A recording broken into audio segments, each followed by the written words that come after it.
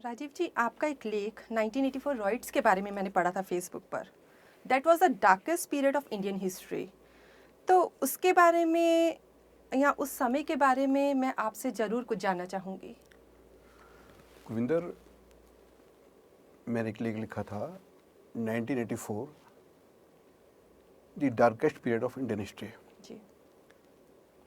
मेरे हिसाब से उस समय जो कुछ हुआ वो इतिहास का एक काला काला अध्याय अध्याय था। था।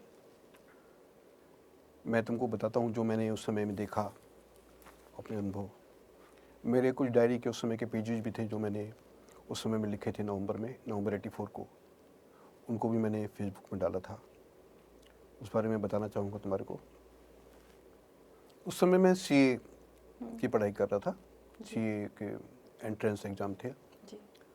तो 1 नवंबर को हमारा सीए के पेपर होते थे। जी। 30 अक्टूबर को इंदिरा गांधी का मर्डर हुआ। बिल्कुल। 30 तक रात तक सब ठीक ठाक था। 1 नवंबर को मैं पेपर्स देने के लिए सीए छूट गया हमारे, जो आईटीओ पर है। वहाँ पर गेट बंद था। सुबह 7 बजे की बात है, 7 बजे हम वहाँ पहुँच गए थे। गेट बंद था और उस पर नोटिस लगा था कि पेपर्स पोस्टपोन हो गए हैं। जी। वहाँ से मैं और मेरे एक दोस्त थे, विनोद गुप्ता, हम लोग बस से वापस आए। रास्ते में जगह जगह पर मैंने भीड़ लगी देखी। शोर शराबा था, भीड़ थी। उसके बाद हम लोग, उस समय मैं साजरा में रहता था, तो साजरा बस स्टैंड उतर के वहीं एक जगह है नवीन साजरा, जी। वहाँ हमारे एक दोस्त रहते थे, गुरसन सिंह बग्गा। हम दोनों उनके घर चले गए। वो अपने घर में थे। जी। तो मैंने उनको बोला कि आप घर में अकेले हैं, चलिए मेरे घर आ जाइए, हम लोग साथ साथ पढ़ाई करते हैं। तो वहाँ से उनका घर और मेरे घर में करीब 2 किलोमीटर दूरी पे था। संकरी गलियों में से होकर के जाता था। तो बग्गा साहब केसदारी सिख। तो मैं, बग्गा साहब और विनोद गुप्ता, जी। हम लोग जब गलियों में से निकल के जा रहे थे, वो एक रास्ता, एक जगह आती है बाबरपुर रोड। जब हम वहाँ पहुँचे तो एक आदमी भागता हुआ आया और वो बोला उनको, बग्गा साहब को देखे, अरे सरदार जी आगे कहाँ जा रहे हो, अब वापस मुड़ जाइए, आगे दंगा हो रहा है। अच्छा। हमें तब तक पता नहीं था उस बात का। तो मैं और विनोद, हम लोग बग्गा साहब को लेके वापस गए तेज़ी से भागते हुए, और उनको हमने उनके घर पर छोड़ा। हम दोनों जब वापस आए तो हमने देखा कि बाबरपुर रोड पर काफ़ी भीड़ जमा है और लोग, जो सिख लोगों की दुकानें हैं उनमें तोड़फोड़ कर रहे थे बहुत दुखदाई था सर। और शोर शराबा हो रहा था। उसके बाद मैं आगे आया तो जगह लूनी रोड आती है। जब मैं लूनी रोड पर पहुंचा तो मैंने देखा एक मॉब खड़ा है, और वो मॉब करीब 40-50 लोगों का था। उन्होंने एक सिख लड़के को पकड़ा हुआ था। यंग लड़का था, 20-22 साल का। उसको उन्होंने अच्छा मारा, काफ़ी मारा पीटा। फिर उसके बाल काट दिए, केस उसके काट दिए। उसके बाद वो लोग बोले इसको हम जान से मारेंगे। तो उनमें से एक आदमी ने वो एक लोहे का डंडा था, उसको मारने के लिए उठाया। शायद परमात्मा ने शक्ति दी, मैंने अपना बैग फेंका और मैं जाके उस लड़के से भिड़ गया। अच्छा। तो मैं और वो लड़का आपस में भिड़ गए। तो लोग कहने लगे कि भाई क्यों आप बचा रहे हो, इन्होंने पंजाब में मारा है, इंदिरा गांधी को मारा है। मैंने उससे कहा भाई उन्होंने मारा, इस लड़के ने की क्या दोष है, इसको आप क्यों मार रहे हो। तो कुछ समय के बाद जब मैंने उस लड़के को नहीं छोड़ा, मैं उससे भिड़ गया, तो लोगों को सद्बुद्धि आई, कुछ लोगों को। तो उन्होंने कहा चलो उसको छोड़ दो। उस लड़के को उन्होंने वहाँ से जाने दिया। उसके बाद मैं अपने घर पहुँचा। ये 1 नवंबर की बात है। उसके बाद पता लगा कि जगह जगह पर रॉयट्स शुरू हो गए हैं। हमारा इलाका रामनगर था, वहाँ पर कई गुरुद्वारे थे, सिखों की अच्छी पॉपुलेशन वहाँ पर है, बहुत ही प्यार मोहब्बत से रहते हैं। हम लोग गुरुद्वारे जाते थे, वो लोग आपस में बहुत प्यार मोहब्बत था। तो भगवान की दया रही, हमारे इलाके में जो नॉन सिख थे, हिंदू थे, उन लोगों ने रात भर पहरे दिए, उन लोगों ने सिखों के जो घरों को प्रोटेक्ट किया। मेरे को याद आता है, हमारे गुरुद्वारे के सेक्रेटरी थे मठारू साहब, उनका हमको फ़ोन आया कि वो डर रहे हैं और डर है कि शायद कोई अटैक उनके घर पे हो सकता है। तो हम लोग रात को, हमारे फादर और हम जाके उनको, उनकी फैमिली को, उनके बच्चों को, उनके बड़ी फैमिली थी, उनकी बहुओं को, हम लोग, हमारा घर काफ़ी बड़ा था, अपने घर पर हम लोग ले आए। लेकिन उस समय क्या था कि 2-3 दिन तक लगातार टीवी पर वो इंदिरा जी की डेड बॉडी दिखाते रहे, स्लोगन्स जो लोग लगा रहे थे उनको सुनाते रहे। और एक बहुत ही मेरे हिसाब से गलत कमेंट आया उस समय में राजीव गांधी का। बिल्कुल। और वो कमेंट ये था, बजाय इसके कि उस समय में पेसिफाई करते मॉब को, उनका ये कमेंट आया कि जब कोई बड़ा पेड़ गिरता है छोटे मोटे तो उसके ये साइड इफ़ेक्ट होते हैं, उससे कितना गलत, ज़मीन हिलती है। कितना गलत। राजीव गांधी ने उसका ये कमेंट आया, उनका ये कमेंट आया। तो 2-3 दिन तक वो रॉयट्स के आसपास से खबरें आती रहीं। आपने जैसे बताया, आपने एक इंसान को बचाया। काश ये सद्बुद्धि उस वक्त सबको आ गई होती, काश ऐसा होता ही ना। कुछ की करनी कितनों ने भुगती। बहुत उन्हें उसका साइड इफ़ेक्ट और काफ़ी मैं समय तक हमेशा ये चीज़ सोचती हूँ, क्या बिना आग के धुआं होता है? कुछ तो बात थी। रहा। जी, उस समय क्या हुआ कि देखिए, बहुत से लोग बोलते हैं कि बहुत से पॉलिटिकल लीडर्स किसी पर्टिकुलर पार्टी के इसमें इन्वॉल्व थे, जी। जो उस समय की रूलिंग पार्टी थी। और सही बात तो ये है कि हम लोगों ने उस समय ऐसे लोगों को देखा जो रॉयट्स में इन्वॉल्व थे, जिनको समझ नहीं आता है लोग कहाँ से आए हैं। वो कोई जान पहचान के नहीं थे, वो कोई गली मोहल्ले के नहीं थे। वो राइटर्स कहाँ से आए, कहाँ चले गए। इंसानियत खो गई। बच्चे, औरतें, किसी को देखा ही नहीं। जिंदा जला दिया गया, मार डाला, काट डाला। इंसान थे वो, इंसानों वाले कोई भी गुण था उनमें।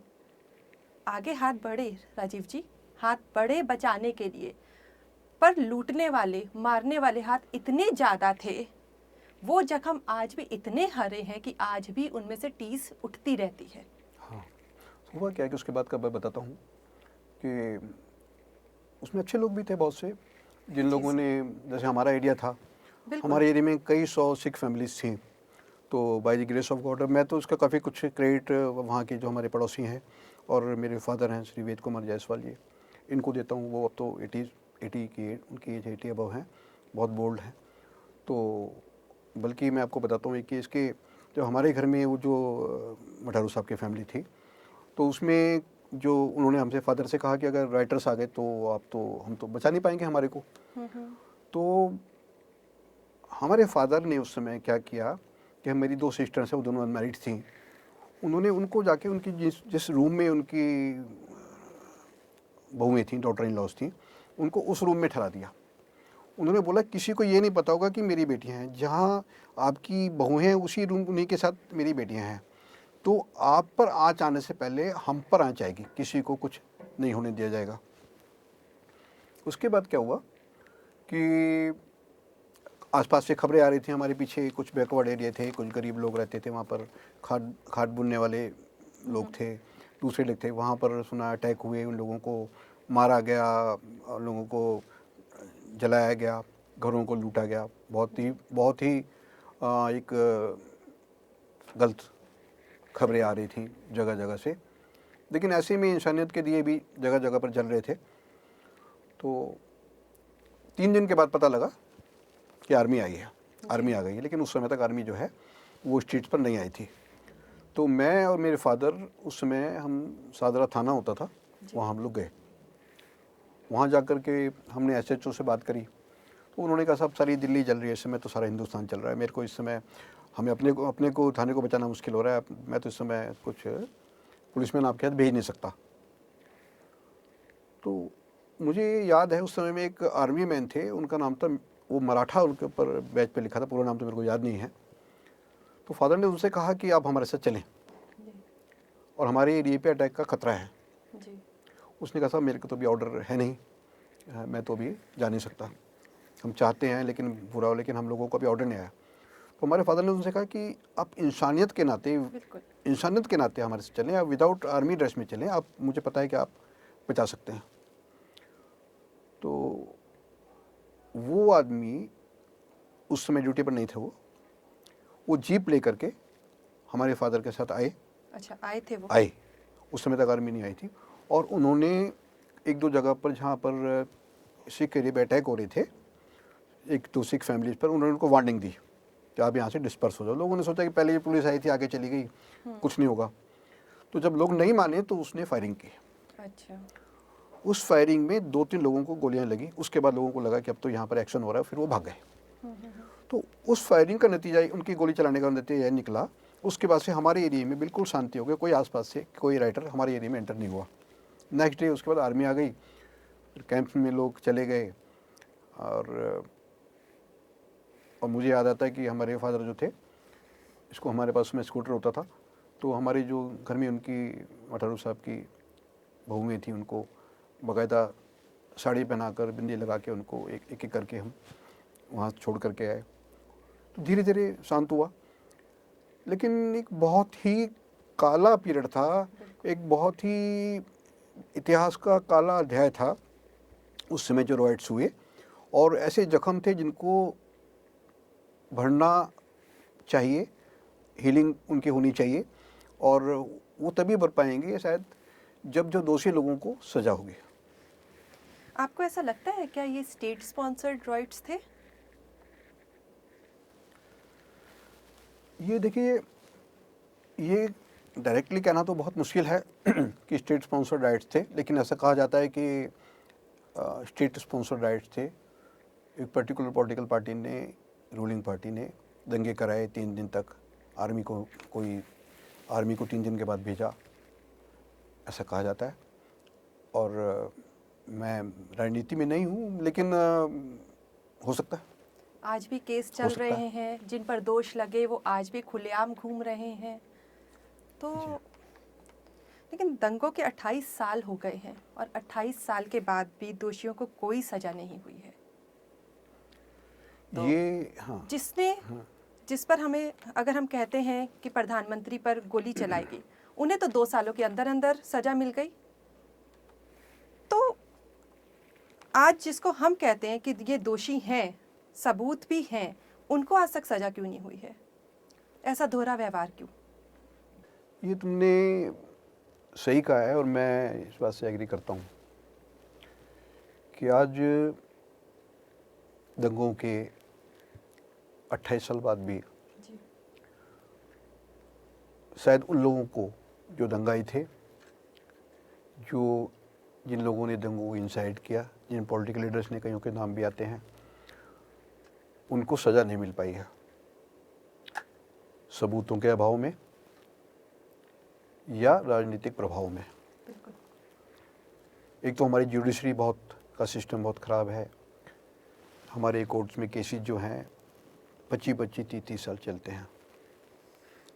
लेकिन ये भी तुम्हारा सवाल बहुत सही है कि जब जिन्होंने मर्डर किया उनको 2 साल में सज़ा दे दी गई, 2-3 साल में, तो जिन लोगों ने कत्लेआम किए, जिन लोगों ने मर्डर्स किए, जिन लोगों ने रॉयट्स किए, उन लोगों को अब तक सज़ा क्यों नहीं दी गई? कुछ लोगों को पता लगा था, कुछ लोगों को जेल हुई है, कुछ लोगों को सज़ा हुई है, लेकिन अगर विटनेसेस हैं, अगर प्रूफ्स हैं, तो इतना समय नहीं लगना चाहिए। तो फास्ट ट्रैक कोर्ट होनी चाहिए, फास्ट ट्रैक कोर्ट में होना चाहिए, और इतना टाइम नहीं। अब अभी भी समय है जो हीलिंग के लिए, जो जख्म हुए उनको भरने के लिए, कि हमारे जो राजनीतिक नेता हैं वो हीलिंग टच दें, और उन लोगों को जो दोषी थे उनको कड़ी से कड़ी सज़ा दी जाए, बख्शा ना जाए।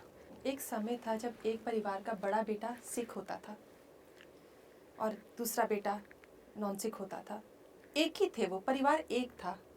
इस राजनीति ने कितना बांट दिया। आज हिंदू अलग हो गए, सिख अलग हो गए।